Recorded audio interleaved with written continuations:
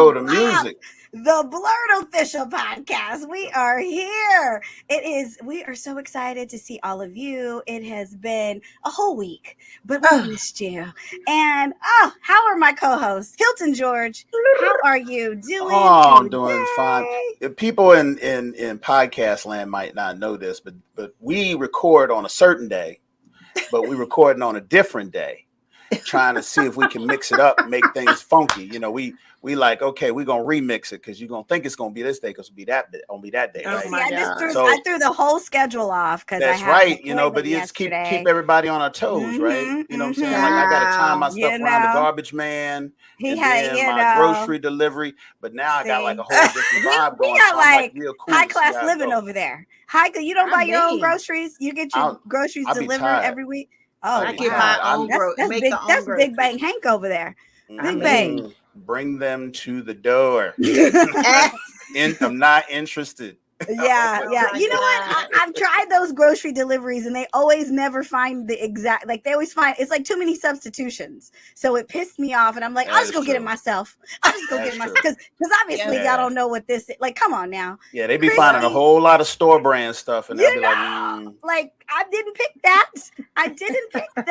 Y'all so bougie. I know we are bougie. Christi Renee, how are you today? Girl, y'all know I'm trying to keep my head above water, so I don't want to hear no smack from nobody. Oh, no, it's always going to be some smack. It's always going to be some smack, but I'm ready for it. You know, I got thick skin, but I'm here, and it is lovely. We had a lot of rain recently, so you know I'm still adjusting to the air. It's an environmental thing in this New York space. It's a lot of pollution you didn't expect. Yeah, like I need to be in a bubble. I need to be in a bubble. So it's not just air pollution, it's noise pollution. It's loud in New York. I actually enjoy that all the time. You could be like on the 20th floor of a hotel and still hear the garbage truck. Like, and I'm like, what the heck? Like you can hear the homeless guy yelling at the other homeless guy, and I'm like, how many people? We gotta go to heaven? Do we gotta go to heaven to not hear this? Somebody was having a fight the other day, and I'm so nosy. It's like, oh, what? So we go a little closer to the edge. Like, no, you stay inside. You don't go out when people are fighting. I was on the roof. I was on the roof, and they were down below, and I was like, "Ooh, they are going through it, honey. It is a lot." So we gotta send Christi some binoculars. She can spy from a distance. Like, what's that thing? What they doing? What they doing over there? She could be in the safe zone, and you don't have exactly. I want the ones that like flick, you know, like opera, you know, and just sit on your nose. Look who's bougie now. See who's bougie now. You know. You gotta pick your space. We're trying to send you the Amazon telescope, and you're over here trying to get the little. I don't even know what they're called. I know, right? What are those? Bird watch. We'll get you the bird watch. Right. Yeah. See, we're gonna get you the $9.99, the $9.99 joints. That's fine. Some of the ones that I wear when I go to like Jay-Z concerts with them $75 tickets, and you be like way in the back up, in the rafters, looking at it's like you can't see the championship jerseys be in front of you. You can't see the stage because they all hanging out.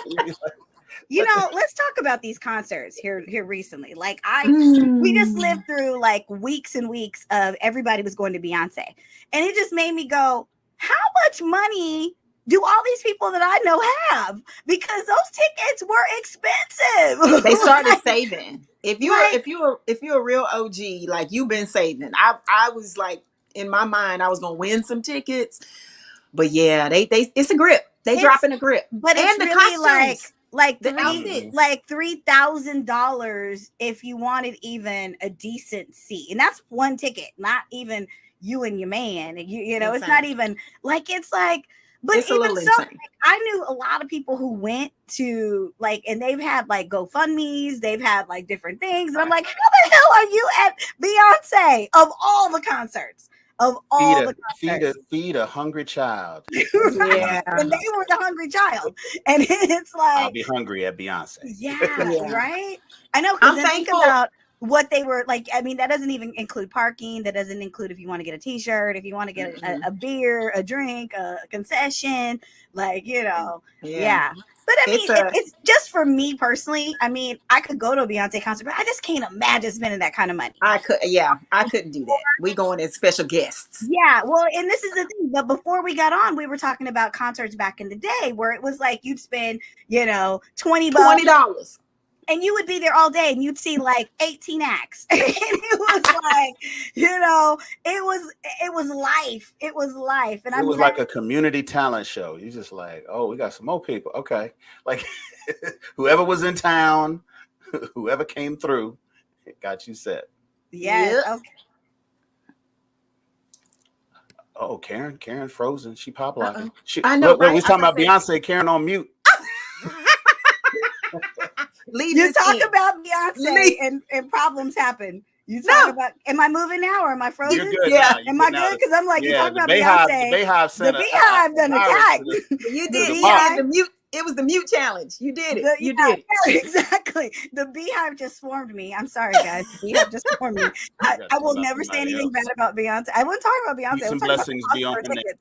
I was talking about the cost of her tickets. I wasn't talking about her. Like, I where's my white flag? I give up. Oh my God. Speaking of white flags, speaking of giving up, speaking of just Hilton threw in the chat this week a new show for us to watch. And let me tell you, I have watched this thing. I watched it twice, Hilton. I was with you. I watched it twice. Yeah. The assignment this week was One Piece. We got to meet the cast of One Piece, the new series that's on Netflix. My gosh. Okay, let me just first start this. Let me just say this. I am not an anime person. I mean, not even that I'm not an anime person. I just don't know anime, and like especially like One Piece and series like this that have over 1,000 episodes and have been around for God knows how long. I've never even thought about watching it because it was just too much to catch up on. Ooh. And I just don't know. Like I know people who are voice actors on these properties. I know all kinds of stuff. I've tried watching anime and it just wasn't something like, you guys know, I love dramas. I love watching Marvel movies. I'm a live action girl. So I was kind of hesitant when Hilton said, but I had been hearing like literally the streets were talking, like everybody I know was talking about One Piece. And usually when they kind of do a show like this, there's a lot of hate because they don't like it when you redo it or when you do the live action. They don't like it, but everybody was loving it. So I was like, okay, let's give it a go. But the one person who was loving it the most was Hilton George. Yes. Hilton George was losing his shit over One Piece, like losing it, like on social media, in private chats. He was just losing it. And so I was like, okay, anytime Hilton loses it, we got to watch it. We did this with Last of Us and we all loved it. So I was like, okay, we're going to dive deep. We're going to go into One Piece. Hilton, okay, I know your reaction, but tell the people what your reaction was when you saw this series. Okay, so first of all, I gotta piggyback off of you, Karen. I am not a One Piece anime fan, right? There's 1,100 episodes, 30 minutes a piece. The show's been running for 25 years. The manga ran even longer. It is the longest running series, the most top selling manga in the world. It is outsold. It just outsold J.K. Rowling's Harry Potter. What? Yes. This is the thing. This is the thing. What people don't know. This is how successful this story is. Before the series ever showed up, on live action, it was a very successful manga that became a very long running and successful anime. And it is because of that 1,100 episodes. A lot of people look at that as a Mount Everest to watch. Nobody's got that kind of time after you're 25. People have taken it on like a challenge. They fall in love with the characters. They've all said it's a really, really good series. But it's like when people say things like, oh, man, the story really opens up at episode 65. You're like, what? I mean, 650. You're like, 650. I got to go 650 episodes for some of these arcs and storylines and all this. So I never really got that much into the anime. I probably watched like 4 or 5 episodes because it came on Netflix, which it still is. So there's a bit of genius marketing happening here that Netflix has kind of stepped into. And I think they learned their lesson from Cowboy Bebop. Right. which is their last anime to live action that people got really excited about and then really let down about. Yeah. Because they kept faithful to the source material. They had the writer whose nickname is Oda, who has his face always obscured and that kind of stuff. He's like Daft Punk in that way. But he was on set. He was doing rewrites. They were doing reshoots because he had the rights to the entirety of the series and the title and everything. So he went in and was like, "Oh, I don't like this. I don't like this." And they did all these reshoots, and it worked. So first, let me say, the casting is where everything works. First and foremost. If you only watch 3 episodes of One Piece just to see who the characters are and the first 4 or 5 people that are introduced, and then you watch the anime, watch the live action, you're like, okay, this is perfect casting, perfect script, perfect direction. And that is where everything starts. Second, they take 8 episodes of a 1 hour per episode show in live action, and it runs the arc of 45 episodes of the first arc of the anime. Yeah. And it does it really, really, really well. Yeah.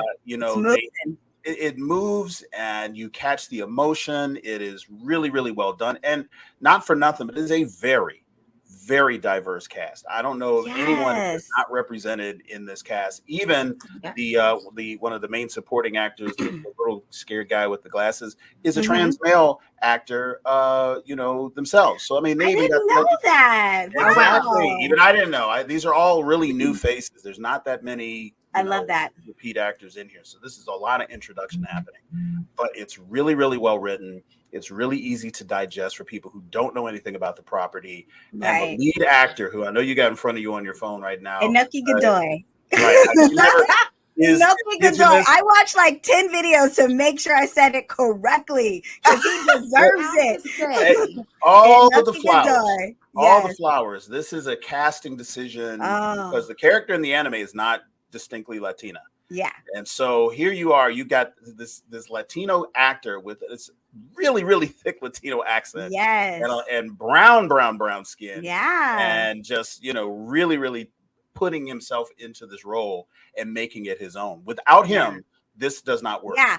Monkey D. Luffy is like the anchor. Like it's funny that the one of the scenes, the guy that he looks up to says, "We've already got an anchor," and he's wearing a shirt, and it's like, but he is literally the anchor character in this series.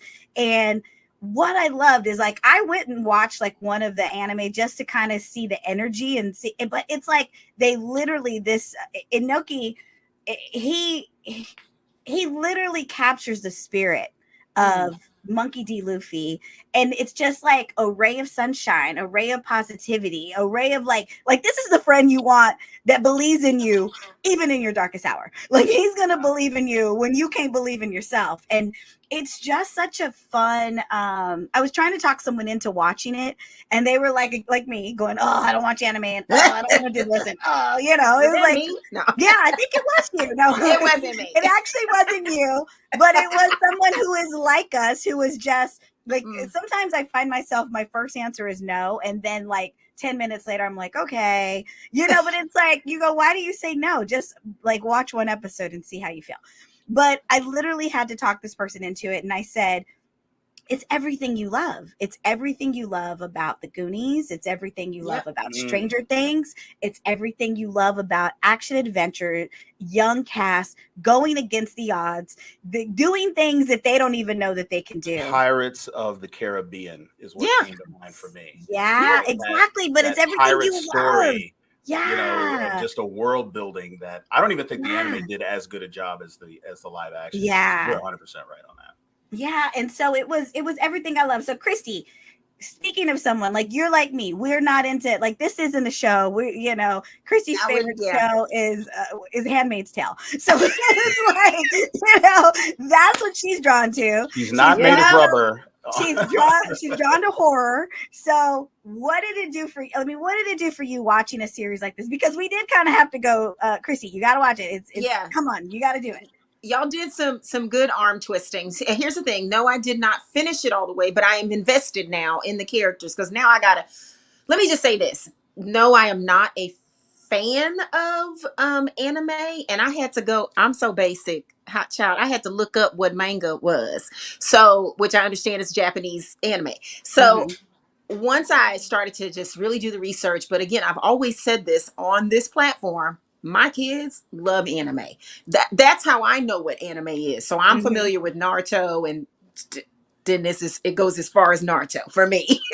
But what I do love is you just said everything I was thinking of earlier. Y'all still in my fire. Cause I was like, there's so many shows that I do love, like Stranger Things or, Pirates of the Caribbean. Like I love a good pirate story. I mean, love, love, love. Been a fan of those for the longest. Hook. It reminded me of Hook. They're like the Lost Boys at times.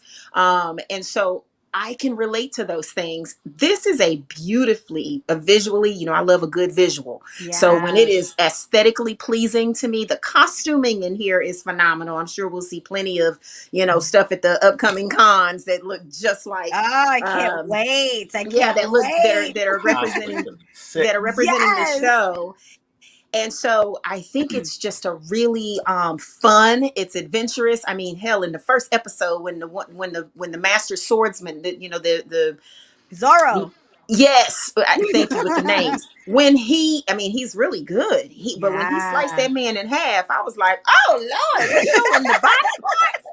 Because I'm thinking this is like, family. This ain't, no, it's, you got to have a strong stomach to see some of the things. But again, it's exotic. It's, they have, good conversation. You're right. The lead character, Luffy, is one of those characters that, again, and because they keep showing the flashbacks to his childhood and telling that story. That was the beautiful part of this show. Yes. Yeah, those flashbacks. And it makes you just be so much more connected to, okay, where is this going? So while I have excitement, and I've said this once, I'll say it 1,000 more times. We can talk about it. I still got to see it. So for me, it only registers once I actually see the thing. So I'm watching it. I'm invested. So there's that. I like it.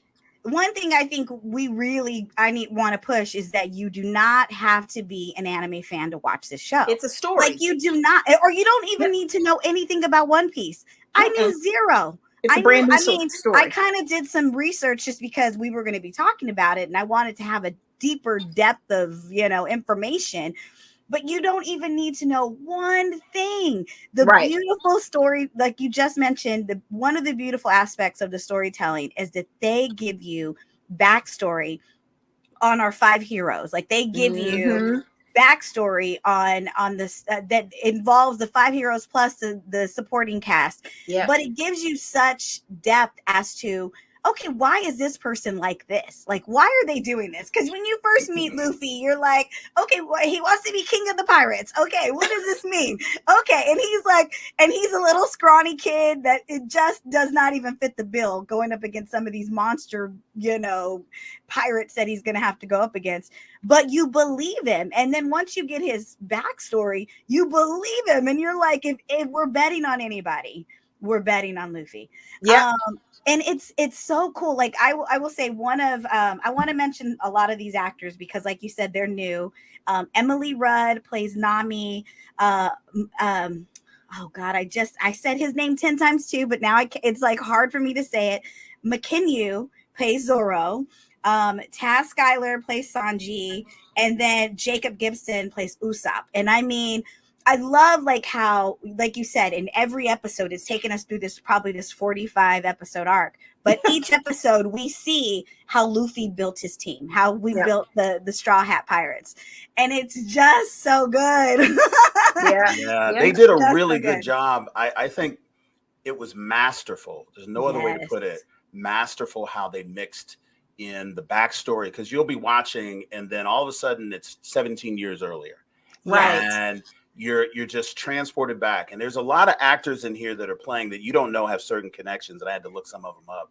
Exactly. So you've got one episode where the young man from what is it called? Sweet Tooth is playing the kid stuck on the island. Yes. And you're just you're like, I know that kid, and that kid is playing that role to the T. Oh wow. And you're just like, Yes. oh, and the captain has been in so many movies. He's been in Troy. He's been in Yes. Clash of the Titans. So Okay. he's an established actor. And you're just Vincent watching Reagan. this. Yes. Yes. Zorro is played by the son of Sonny Chiba, who you may remember What? from Kill Bill as the sword maker. What? Yes. Natori, yeah. So Yeah. Hanzo, Wow. and you there's all these connections that just kind of like make Oh, sense wow. when you watch the show. Yeah. They don't necessarily mean anything directly, but it's just like, okay. But yeah, the idea that by the time you get to the closing episode, Yeah. episode 8, you know every character in the story's motivation. You know why they're Yeah. there. There's even a symbolic, no spoilers. I don't think we're far enough ahead of it to spoil. But the last scene of the last episode actually sums all that up. Yeah. Where everyone's talking about what they want to do, who they are, what they want to be, and you believe it.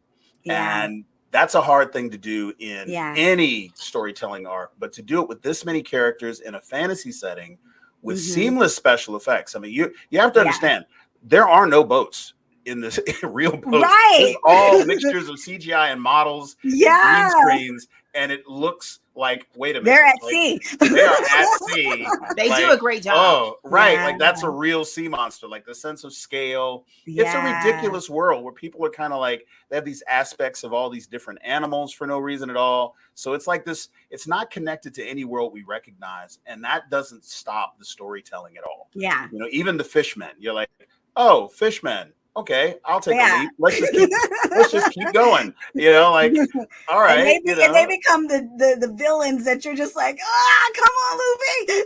Yeah. It's so well done. Oh, And man. I got to tell you, the just like you said, Karen, you watching the message boards, and I've watched message boards every time an anime or manga goes to live action, from Alita Battle Angel to Dragon Ball Z, you name it. And boy, look, this Bob Plus, because they shit on everything. Anime fans hate live action. It's like a reflex. They hate it.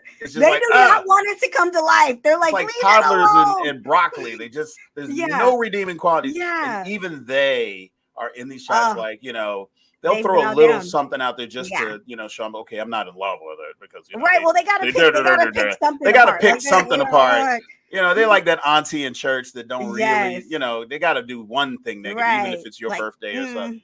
But other than that, I mean, even them, it's just to see them all quiet and just accepting the love and accepting, But I want to go back to what's happening with Netflix, because we shit on Netflix because they do not do things really well when it comes to promo and letting people know what's coming. I knew only about this because of the word of mouth, but word of mouth definitely on the front end of this. However, what they did do like 6 months ago is they dumped all the One Piece anime content onto Netflix. So you got all the series, all 1,100 episodes. You got 2 movies, all of this, and it has been there. So anyone who was like, oh, One Piece, we didn't even think about it in the context of, they're teeing certain people up to watch the live action. Well, see, what has happened here that's so unique is that the live action was so good and so well received that people are now going back and screening the anime content and even purchasing the manga content who have never been introduced to it before, because they want to get to know these characters better and get the sense of this world. And so it's this cross-pollination that has never happened. There have been well-received and even successful live action. Like I said, Alita Battle Angel was a very well-received, very good movie that came directly from a manga. Nobody left the theaters and said, I got to go get the manga of this, right? Even because most people didn't even know. But this, people are like, okay, I see now that I've watched One Piece live action, and Netflix is like, well, here's One Piece the movie, here's One Piece, the series, and it's all Very there. smart. It's dubbed, so you can watch it without reading, and it's just a gateway drug. It's like they back into it, they kind of back like this and go, okay, now let's do. I mean, it's seeds. Yeah, yes. It's a weird formula, but I guess it works. Well, it's never been done before. Yeah, they're kind of changing the game of how, because remember, quite a few years ago, where all of a sudden, Beyonce just one day dumped her album just dumped it, and it was just like, it's here. Go, and people went crazy, and it just showed that you can do something in a different way. If you just give it to the people, make it available, it can work. But okay, so I know, like, we talked about the cast, we've talked about how excellent they are, and I mean, I'm telling you, from Luffy to down to just the guy that comes on for 1 second, it is just that good. Like, every single person is cast to perfection. These actors are bringing it, especially if you're like, even if you're not into like live action, or you're not into an adventure story, or you're not into, like, you know, pirates and fishmen and blah blah blah. I mean, there's actually some really good acting happening on this show. I mean, really, there's One going of to be my Emmys favorite flying around. characters is an antagonist who is Muggy. Yeah, the damn Buggy. clown. Buggy. I Buggy, love yes. him. Played by He's Jeff Ward. hysterical. He reminds me of Hysterical. it. Yeah, it kind of puts me in the mind of Joaquin Phoenix as the Joker. So he's got this dark side, obviously, and that whole situation in the circus. He was on what was that? He's show? He's He on Agents another of Shield. show. He was on Agents of Shield, and he was a little good. wacky there. But once I saw him coming through the makeup, and if you do get a chance to, and I'm talking to the BOP community, if you do get a chance to watch any of the anime, even if it's just like the first 8 episodes after you watch the live action, you will see how well they carried over the key elements of these characters in these arcs, and they made them scary, and it was dark. And I mean, listen, I cried real tears at 7 out of 8 episodes. I mean, I was like, whoa. When you get that Nami story, because like, okay, there's a moment, we won't spoil it too bad, because you're right, this hasn't come out and hasn't been out that long. But there is a moment in the story where things just turn and you question everything about Nami, right? And the only person who believes in her, or at least says, well, if she's turned, then I need to hear it from her, is Luffy, right? And so everybody's like, well, why are we doing this? But when you get her backstory and you realize what she is doing and what her motivation is and why she has been the girl, like, all the way up until this point, that rolls her eyes every time Luffy says, you're in my crew. And she's like, I'm not in your crew. And when she, like, even the first episode I rewatched, and he said, I'm a pirate. And she's like, I hate pirates. I hate everything about pirates. You realize, like, the anger and why she was this mad redhead girl running around, you know, the ocean. And you realize why she's a thief. You realize so many things, and how much deeper it is. Like, how dark it is for an anime. You're like, wow. Yes. Like, will cry, they're not Chris. pulling punches with this show, even up to this point. Yeah. You know, there's real death. There's real consequences to your choices. There's real unfair circumstances happening to good people for no reason at all. You're like, why did this person die? Why did this person lose his arm? Why did this person? Why did this man have one leg? Like, it's like, don't even get me started. Christi, did you get to that? Did you get that far? Did you get to that point? See, this is the thing. I'm telling you that you're like, you're still watching the fluffy version of this. Are almost like the Canterbury Tales. They're just so like profound, and these people you're thinking they're one way, like, oh, this person's evil, or oh, this person is really dark and sinister or something, and then you find out, like, oh, they're just rough, but they're good people, or they want the best, and they're going about it this weird way. And this is the thing that I describe Luffy's character as, and it just hits it right on the nose for me. Everybody doesn't agree. He is a lovable sociopath. So hear me out. Like, take away the lovable part. Why is he a sociopath? I don't want to think of Luffy as a sociopath. He is a sociopath. Right? Classic sociopath. He is not listening to anybody else at all. Like, you're a member of my crew. I kill pirates. He keeps saying that. Anyway, and he's keep moving. He is not registering other people's needs and wants. And, like, I know what you think you want.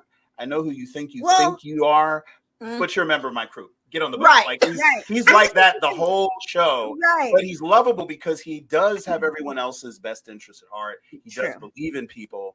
He just sees people, and this is the definition of sociopath, is that people are like chess pieces on a board. Like, you're all here so that I will ultimately find the one piece and become king of the pirates. And it's going to be a lot of fun, and I'm glad you're here. Everybody get on the boat. Like, but there's a lot of love there. I will say this. He listens to them, but he only listens to their dream. Like there is a moment not the pain. There's a moment where he's like, he even asked Nami, he's like, there's got to be something more. Like, is there anything you've ever dreamt of? Like, he asked every single person of his crew, like, what have you dreamt of doing? What do you dream? What do you want?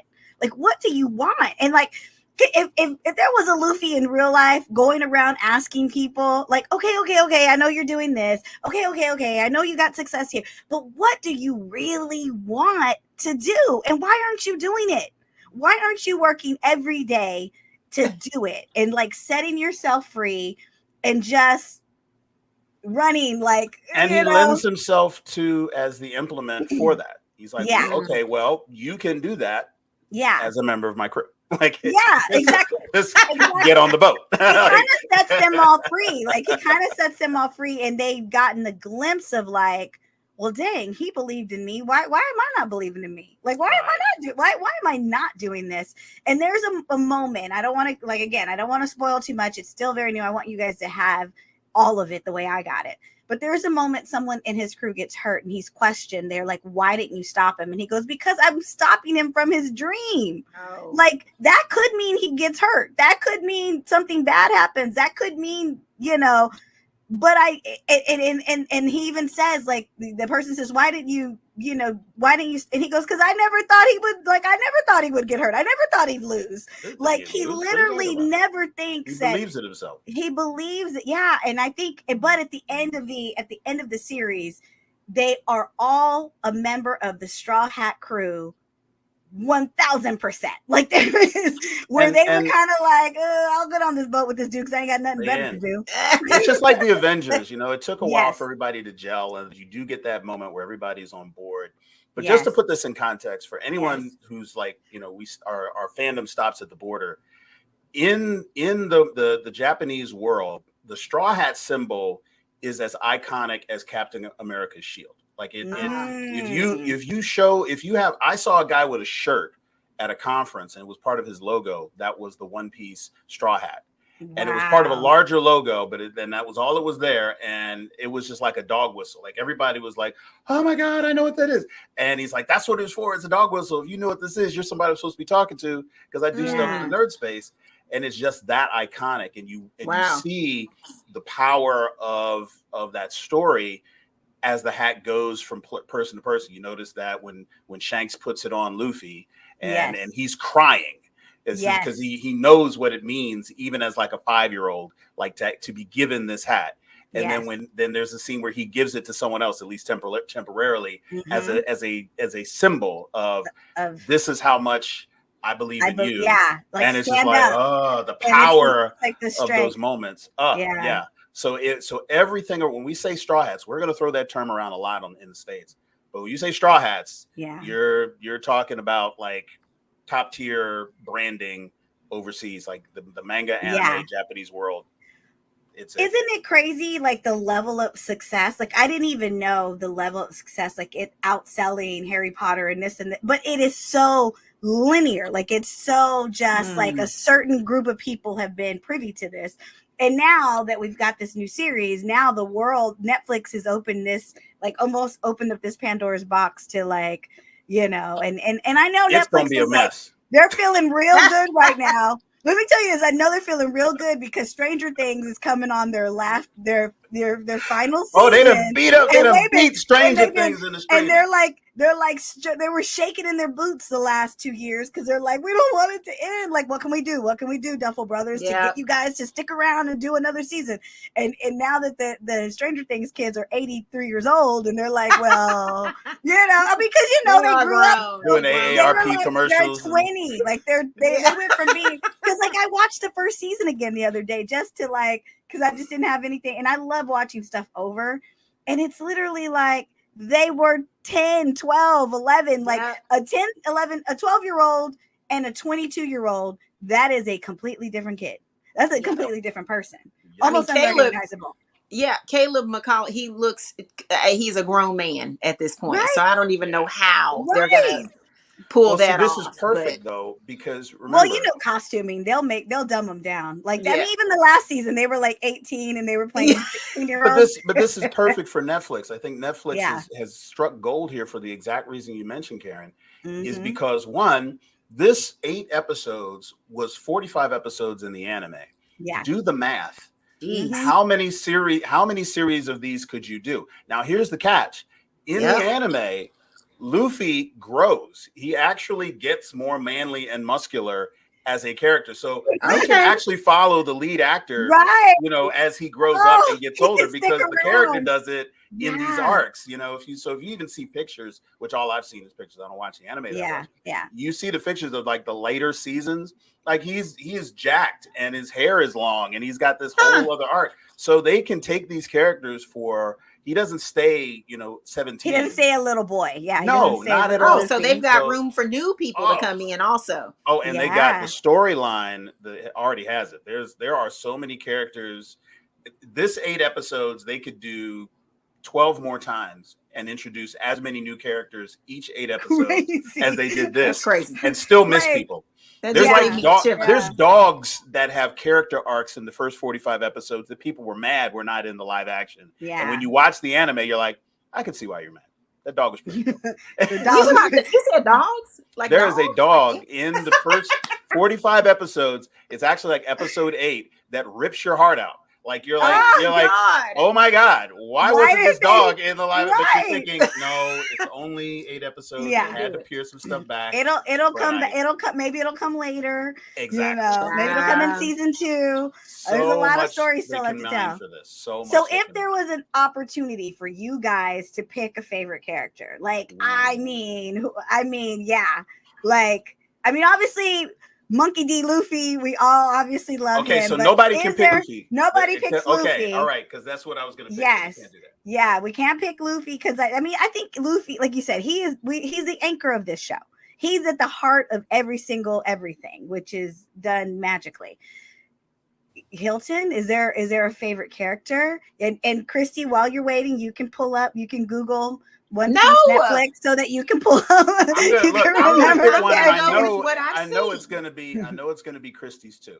That's just because I know Christy, and she's gonna be mad at me because I'm taking hers, which happens all the time. You can have the same all one. the time. Okay, we can. Okay, Nami is my favorite one, and it is because of everything that we've said about what just the depth of her arc. Yes. And I mean, let's just think about from the acting perspective. You know, having seen it, you watch. You know, again, I'm trying hard not to spoil it because it really hasn't been out long enough for that. Yeah. But the emotion that she puts forward as an actor in the scenes where she's okay, they're taking that which she was about to use to save her people, to save her storyline, and it's taken, and you watch her emote. I'm like, the acting that she has to do in that moment and sell it. You're like, oh my God.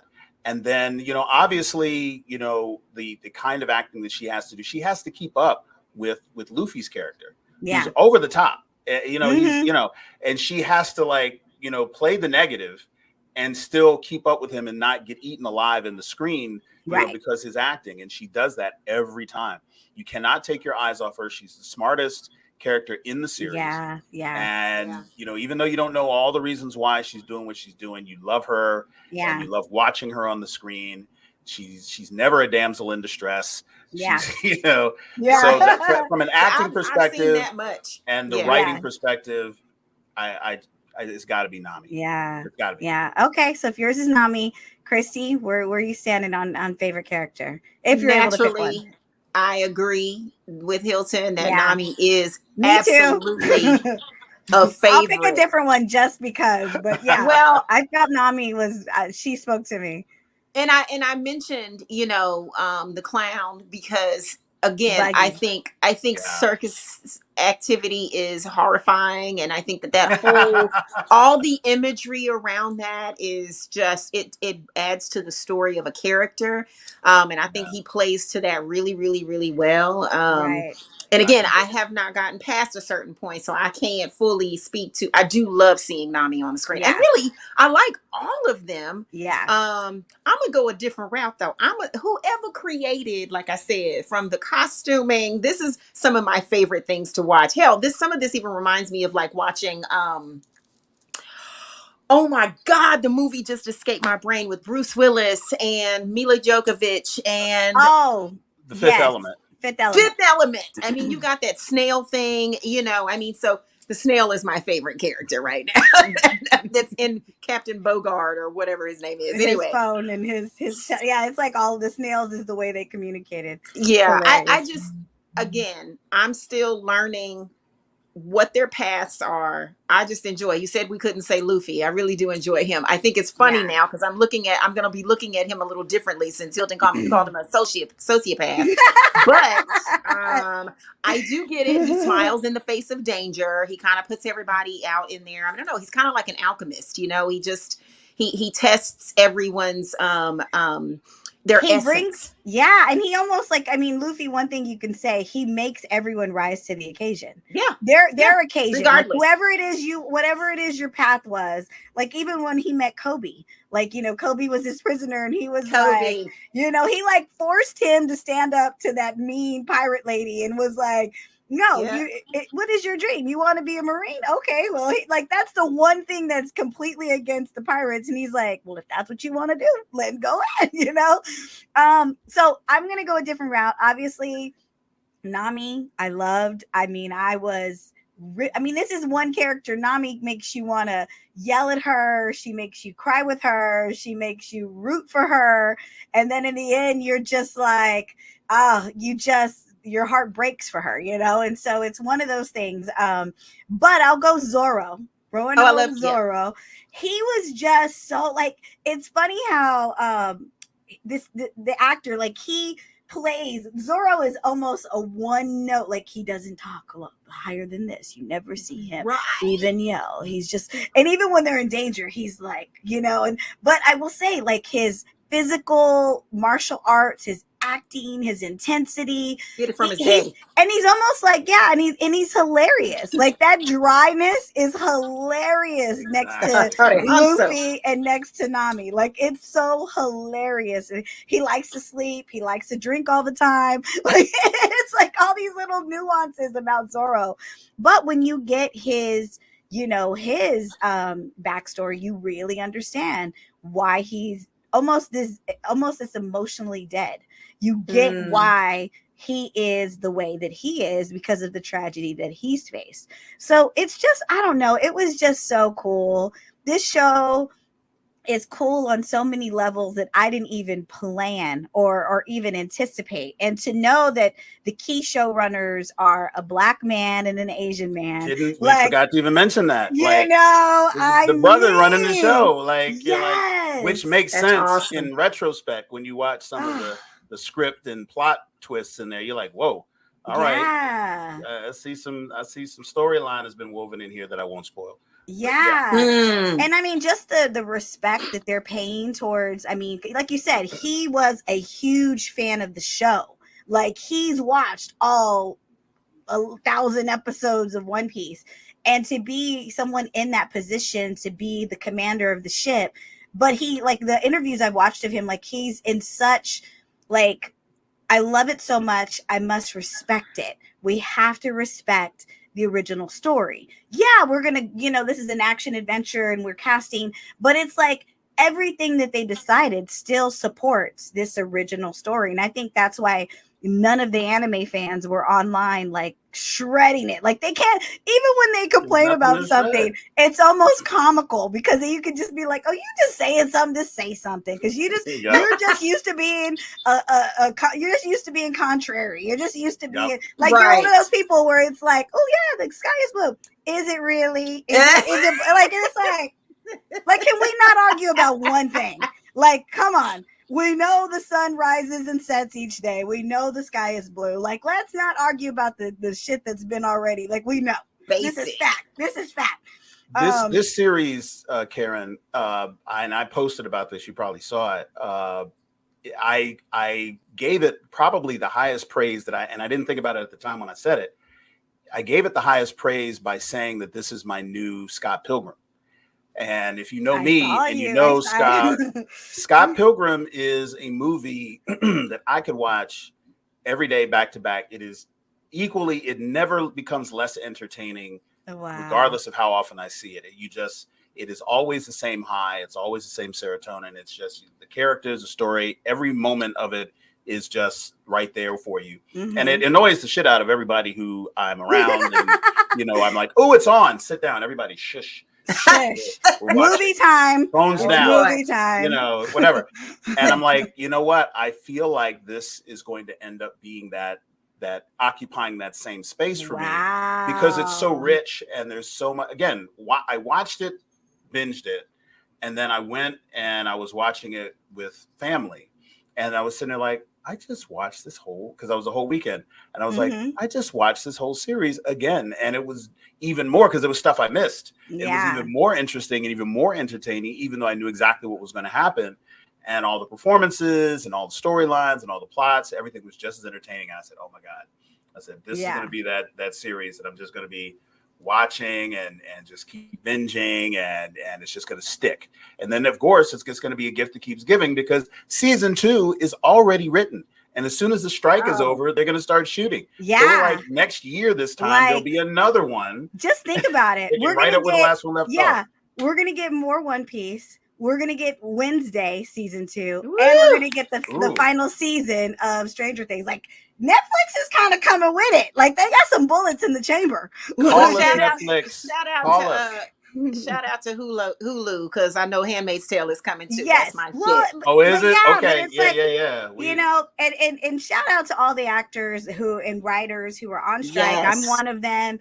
Like, shout out to them, because the reality is they're fighting for things that could change the life. I mean, all these series are highly successful, but it hasn't trickled down to even the actors and creators. And it's like, how is that not possible? How are the actors and creators fighting for their place in this business when, like, we're talking about a show like this and all we've been talking about are the actors who have brought these characters to life spot on, and the writing that was done so magically. Like, they've converted me into, I can say I actually am a fan of One Piece. I am not an anime fan. Right. Like, I'm watching an anime live action show. How is it? Like, that is a miracle. That is a miracle within it. Yeah, exactly. So it's like, and you think about, like, how has the wealth and the success and just the bare bone basics of a living not trickle down to actors and writers. So how you a writer on a hit series show and you're not sure where your rent's coming from next month? Like, that, you don't have health insurance. That's ridiculous. And you don't have health insurance. Somebody broke it down in a way that really should make sense for anyone if you're ever wondering what is being fought for. Yeah. The top executives of all of the studios for which SAG-AFTRA is striking against, those top executives could forego 2%. 2%. I posted this on my page. Of their gross pay, and it would resolve everything that they're asking for. Think about what 2% is. That is 2 cents on the dollar. 2 cents on the dollar. And the answer is no. Mm-hmm. Of all of these movies, think about every Marvel movie you've watched in the last 20 years. Think about all of these series on Netflix and Hulu, and these actors and stunt performers, the people who aren't making $1 million, the key grip, like these people who are putting the CGI together so that it looks flawless. So you have people who really are flying, and boats that really are sailing, and monsters that really are fighting. Like, all of that is happening because of people whose names you might not know, but are struggling because greedy execs don't want to give up a little bit off the top to make everything okay. And this isn't just Hollywood. Like, it's like UPS. Oh, yeah. It's like Starbucks. It's like Amazon workers. It's Walmart worker. I mean, it's Google. Literally Google. It's like all of these companies. And one of the guys that I follow, I love him. Robert Reich. He's a, and Robert people. Reich. Yeah, Robert Reich. Yeah. Yes. Mm-hmm. He posted today. He's good. He posted today. He goes, when workers demand fair pay, there's an uproar. But nobody bats an eye when a CEO pays for skyrockets. Yep. Funny how that works, huh? And then he even goes even deeper, like where, you think of like GM, they're making 29 million. The CEO of GM makes 29 million a year. Ford, 21 million. I mean, it's like, and then these companies, how is it that, the workers are not, does a CEO really need $29 million a year? Like when you think about the workforce, like people are making life and death choices at the gas pump, at the grocery store, where they're like, okay, if I buy this, then we don't have no money for the rest of the month. Like it's not even like everyone's a couple of tragedies away from catastrophe, even people doing well. So it just really makes you wonder. So and so I know we celebrate these shows, but I really, really, really hope that if you're in love with a show like this, think about they're on a network that is at the heart of the problem. They've kind of erased residual income because on these streamers, they're like, oh, we don't know how to keep a track of it. We don't know. But they know how successful it is. They know how much they can give these CEOs for new planes, boats, trips, automobile. Like, it's like, come on. So, 100% right. As soon as the strike is over and the actors and writers get what they want, I'm putting that out there, get what they need, get what they want, then we're going to get some really cool shows. And I can't wait. I can't wait. So much talent. It is. Greed is something else, ain't it? Yeah. Ooh, it's the devil. It's evil. It's evil. Literally evil. It's evil. It's evil, man. Yeah. So next time you want to troll and get mad because somebody posted about the strike, think about what you're talking about. You're literally supporting the 1%.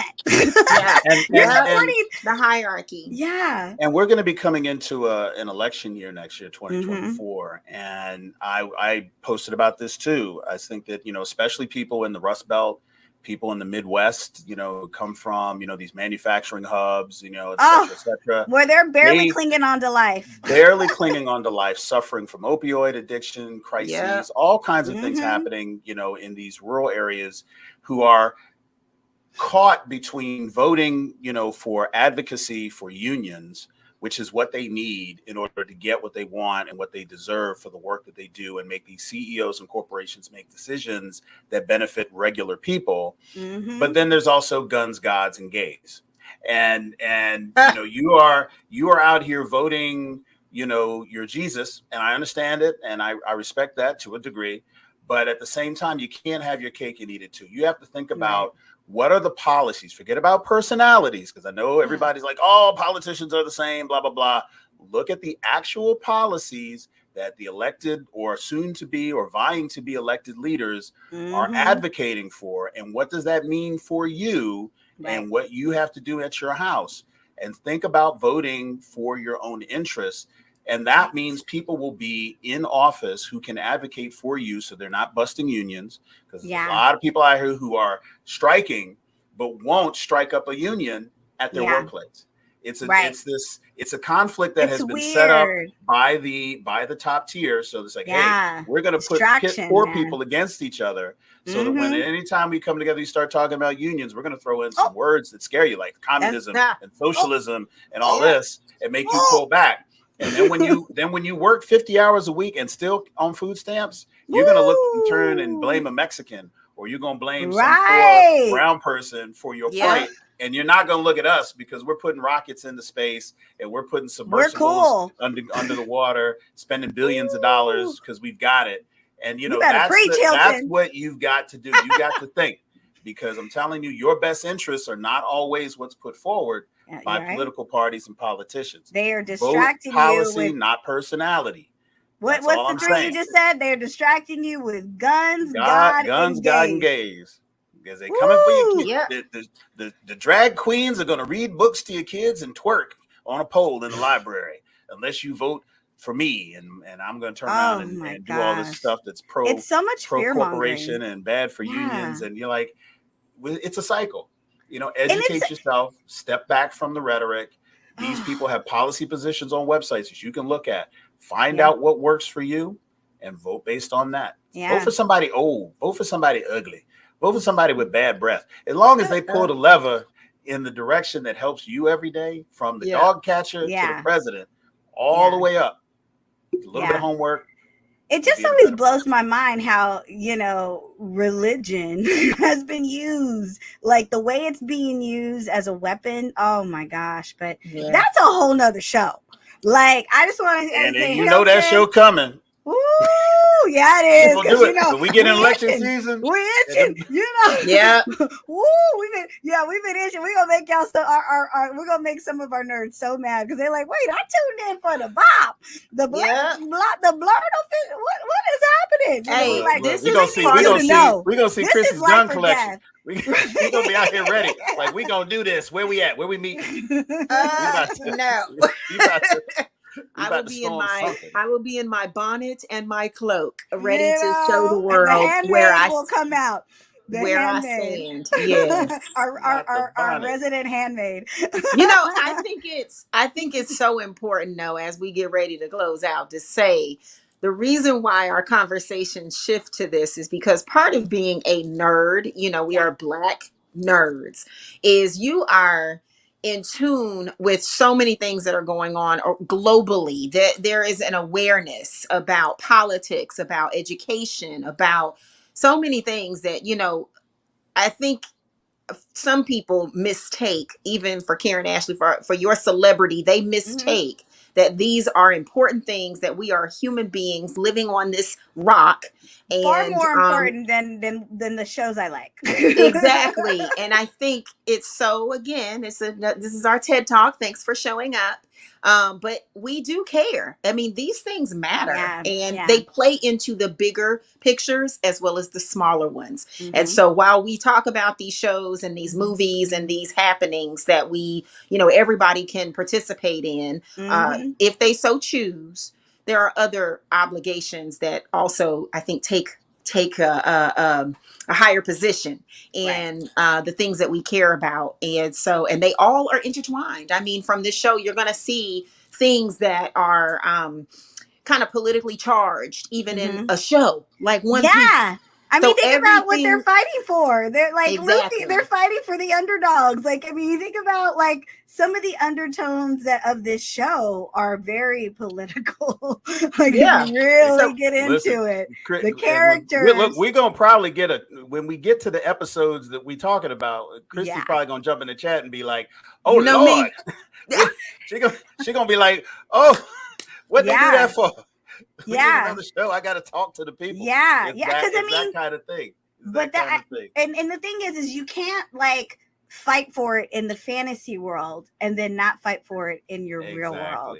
Like, you really got to think about the depth of some of the storytelling, and you really got to, like, we can all live in the fantasy forever, but come on, guys, there's like life or death situations happening. We need to all be informed and be smarter and do things that benefit just benefit the world positivly. Like, there's a lot of negative speech that's going on out there, and everybody's like, yeah, and I'm like, what are you doing? Like, it's crazy. But you're right, the elections are coming up, and the elections are coming up. And we're gonna have some politically charged episodes that need to happen, because if nothing else, if we can at least open the door to the conversation, or we can at least crack the mind to thinking a different way and seeing something in a different perspective and seeing how it affects people like us, people that you've grown to love, and people that you like to watch every week, I think it's worth it. I think it's we're gonna go there. So.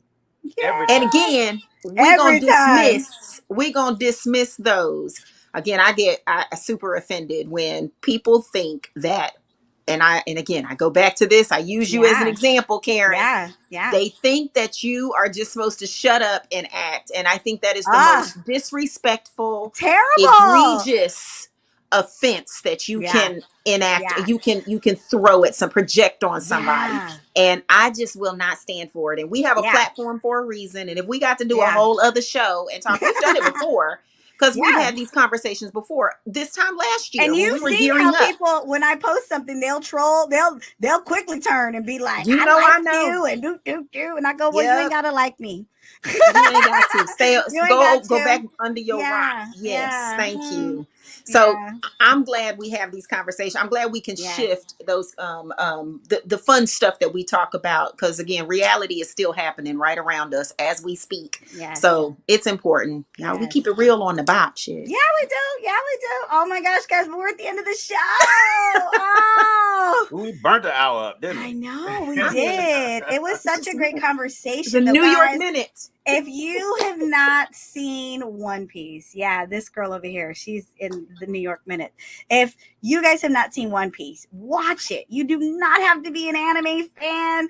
It's just a good movie. If you've liked Stranger Things, if you've liked Pirates of the Caribbean, if you've liked the Goonies, like, it just has all those elements of adventure, of you're just rooting for these you're rooting for this team, you're rooting for the Straw Hat Pirates.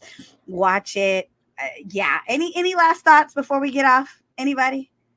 No, I'm ready to pick up the next. We got some more Ahsoka. We talk about maybe down the road. Some amazing episodes. Episode 5 was dope. I want to talk about that one time. Yes, but that'll be BOP Plus. Yes, we're gonna get BOP Plus for all of those. That'll be in a future episode. Love it. But Hilton, you're like 2 or 3 for 3 for 3, or I don't know how many you've thrown in the chat. But Last of Us, yay! One Piece, yay! So keep them coming. Look, fried chicken and television series and movies is my gift. That's it. And we love you for that. Hilton's that is all Hilton's you need. Been cloned. With the fried chicken. Yes. Oh yeah, they killed Tyrell. Yeah, that one was. It's like, we love you for that. So Christy, Christy's gonna throw some dark stuff at us soon. So I am. Watch we're this. Excited. October is coming, so all the scary stuff. We got to go see really early in the morning. We got to go see The Nun 2 is freaking phenomenal. So I ain't had a chance to talk about that, but. Well, I'm gonna let you, Dana, and Hilton do that. I'm gonna be off that week, and y'all can go see it. I ain't seeing nothing. I ain't seeing that. I ain't having nightmares for the rest of my life. I'm looking forward to The Exorcist 2. The Exorcist is coming out. Oh my God, that's gonna Dana be so good. will be guest hosting. I will find y'all a celebrity guest host to come in and sit in for me, so that y'all can. And I'll just be like here chilling. I don't even want to. I ain't gonna watch the episode. I'll be honest with you. I won't touch it because any part of it, I'll be like, I got a nightmare. Well, guys, we are out of here. We are the BOP, the BLERD Official Podcast. We love you.